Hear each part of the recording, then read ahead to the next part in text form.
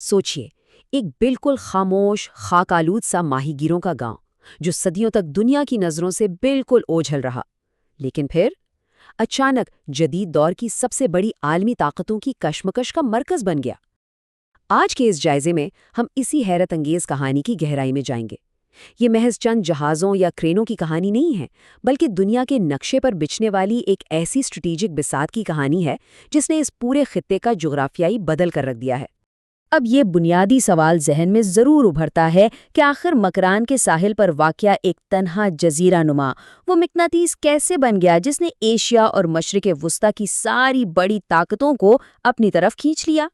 اس راز کو سمجھنے کے لیے کسی ایک دہائی نہیں بلکہ 2 صدیوں سے زیادہ کی تاریخ کے اوراق پلٹنے ہوں گے، جہاں سکندر اعظم کے سفر سے لے کر سرد جنگ کی سفارتکاری تک کے نشانات بکھرے پڑے ہیں۔ تو اس پورے معاملے کو تفصیل سے سمجھنے کے لیے ہم 6 حصوں میں اس کا جائزہ لیں گے۔ عمان کے ساحلی دور اور 1958 کی خریداری سے لے کر گہرے پانی کی بندرگاہ کے خواب، چین اور سی پیک کی انٹری، بھارت کے جوابی اقدامات اور پھر موجودہ شورش اور غیر یقینی مستقبل تک۔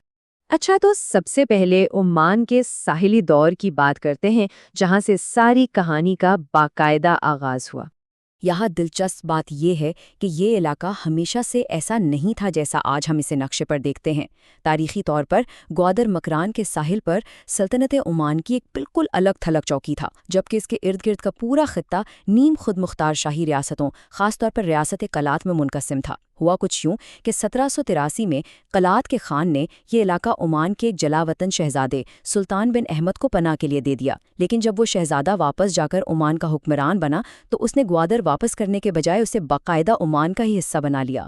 وقت کے پہیے کو دیکھیں تو تقریباً 200 سال تک اس خطے پر سمندر پار سے سلطنت عمان کی ہی حکومت رہی۔ عمانی سلطان ایک مقامی گورنر کے ذریعے یہاں کا نظام چلاتے تھے، جسے والی کہا جاتا تھا۔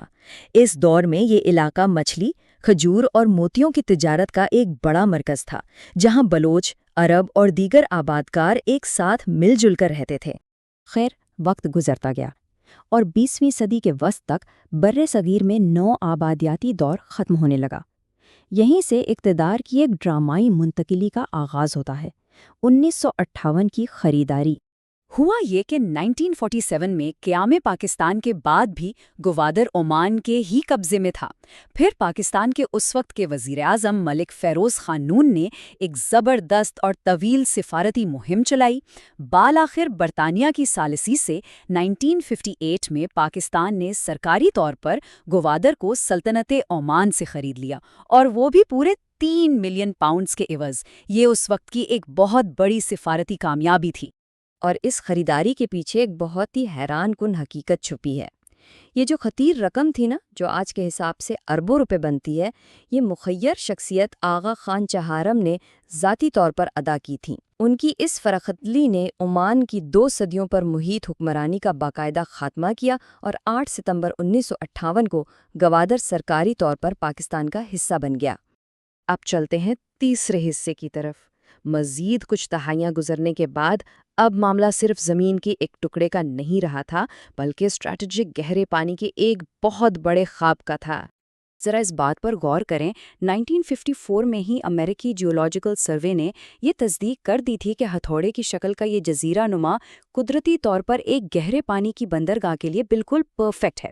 اس کی اہمیت کا اندازہ اس بات سے لگائیں کہ یہ آبنائے ہارمز کے بالکل قریب ہے، جہاں سے دنیا کا 35% تیل گزرتا ہے۔ یعنی یہ بندرگاہ عالمی تجارت کے لیے انتہائی مصروف اور خطرناک آبنائے ملاکا کو بائی پاس کر کے ایک بالکل نیا اور محفوظ راستہ دینے کی بھرپور صلاحیت رکھتی تھی۔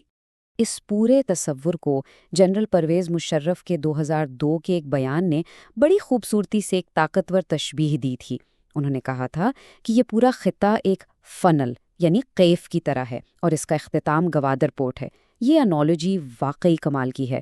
اس وقت یہی تصور کیا گیا تھا کہ یہ میگا پورٹ خشکی میں گھرے ہوئے وسطی ایشیائی ممالک کے لیے واحد اور سب سے بڑا اقتصادی راستہ بنے گا، ایک ایسا دروازہ جہاں سے عالمی تجارت کا پورا بہاؤ گزرے۔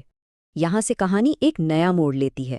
جدید دور میں یہ مقامی اور علاقائی خواب ایک عالمی سپر پاور کی انٹری کے ساتھ نئے گریڈ گیم میں بدل جاتا ہے، یعنی چین اور اقتصادی راہداری۔ چین نے گوادر کی اس زبردست اہمیت کو فوراً بھانپ لیا تھا۔ چین اپنی گو ویسٹ پالیسی پر کام کر رہا تھا، جس کا مقصد اپنے پسماندہ مغربی صوبوں کو ترقی دینا اور توانائی کے محفوظ راستے تلاش کرنا تھا۔ تو پھر کیا ہوا؟ چین نے بندرگاہ کی تعمیر کے پہلے مرحلے کے لیے حیرت انگیز طور پر 80% فنڈنگ دے دی۔ یہ اتنی زبردست سرمایہ کاری تھی جس نے پوری دنیا کو چونکا کر رکھ دیا۔ اس کے بعد کام کی رفتار واقعی دیکھنے لائق تھی۔ 2007 میں پہلے فیز کا افتتاح ہوا اور 2013 تک اس کے آپریشنل حقوق باقاعدہ طور پر ایک چینی کمپنی کے پاس چلے گئے۔ پھر آیا 2015 جب اربوں ڈالر کے project China Pakistan economic corridor یعنی سی پیک کا باقاعدہ اعلان ہوا۔ اس نے گوادر کو چین کے صوبے سنکیانگ سے جوڑنے والے ایک بہت بڑے تجارتی نیٹ ورک کا تاج بنا دیا۔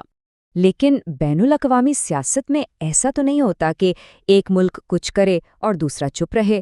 ہر بڑے عمل کا ایک رد عمل ہوتا ہے، اور یہی وہ مقام ہے جہاں بھارت کا چاہ بہار جوابی قدم سامنے آتا ہے۔ دراصل گوادر پر چین کے اس بڑھتے ہوئے کنٹرول کو پڑوسی ملک بھارت نے بڑی تشویش سے دیکھا۔ اب شطرنج کی اس بساط پر بھارت نے کیا کیا؟ اس نے ایک بڑا اسٹریٹجک قدم اٹھاتے ہوئے بالکل پڑوس میں ایران کی چاہ بہار پورٹ پر بھاری سرمایہ کاری شروع کر دی۔ اس ایک قدم نے خطے میں ایک کھلے جیو پولیٹیکل مقابلے کا آغاز کر دیا۔ ایک طرف گوادر، دوسری طرف چاہ بہار۔ چاہ بہار بھارت کے لیے کوئی عام بندرگاہ نہیں تھی، بلکہ ایک اسٹریٹجک لائف لائن بن گئی۔ یہ بھارت کو پاکستان کے راستے کے بغیر افغانستان اور وسطی ایشیائی منڈیوں تک براہ راست رسائی دیتی ہے، اور ساتھ ہی ساتھ یہ بھارت کے لیے بحر ہند میں چین کی اس اسٹرنگ آف پرلز حکمت عملی، یعنی بحر ہند میں چینی بندرگاہوں اور آڑوں کے بڑھتے ہوئے جال کے خلاف ایک بہت بڑی دفاعی رکاوٹ کا کام بھی کرتی ہے۔ مگر ٹھہریے، عالمی شطرنج کی یہ بساط جس زمین پر بچھی ہے وہ خود بڑی غیر مستحکم ہے۔ اب ہم آخری حصے کی طرف آتے ہیں، شورش اور غیر یقینی مستقبل۔ اس خطے میں مختلف مفادات کا ایک بہت ہی الجھا ہوا جال موجود ہے۔ بین الاقوامی سطح پر دیکھیں تو چین کو توانائی کا مختصر ترین راستہ چاہیے اور پاکستان کو تیز معاشی ترقی، لیکن دوسری طرف مقامی سطح پر بلوچ آبادی کا ایک حصہ ہے جو تاریخی طور پر خود کو محروم سمجھتا ہے۔ مقامی وسائل پر حقوق اور خود مختاری کے ان کے مطالبات ان بڑے عالمی منصوبوں کے ساتھ براہ راست ٹکرا رہے ہیں، اور اس ٹکراؤ کا نتیجہ زمینی حالات خاصے کشیدہ ہو چکے ہیں۔ عسکریت پسند گروہوں کے حملوں کی وجہ سے سیکیورٹی کے انتہائی سخت انتظامات کرنے پڑے ہیں اور ہزاروں اہلکاروں کو تعینات کیا گیا ہے۔ یہ مسلسل خطرات اور مقامی تنازعات بندرگاہ کے تعمیراتی کام کو مسلسل سست کر رہے ہیں، جس کی وجہ سے اس کھربوں ڈالر کے عظیم منصوبے کی حتمی کامیابی پر گہرے سوالیہ نشان اٹھنے لگے ہیں۔ اب یہ ساری بحث ہمیں ایک حتمی اور انتہائی اہم غیر حل شدہ سوال پر لا کھڑا کرتی ہے۔ کیا سفارتکاری، جامع ترقی اور مقامی آبادی کی شمولیت کے ذریعے اس خطے کو امن اور خوشحالی کا عالمی انجن بنایا جا سکے گا، یا یہ دنیا کے اس انتہائی اہم اسٹریٹجک کونے میں محض ایک دھماکہ خیز فلیش پوائنٹ بن کر رہ جائے گا؟ یہ واقعی ایک ایسی پیچیدہ اور سنسنی خیز کہانی ہے جس کا کلائمیکس ابھی لکھا جانا باقی ہے۔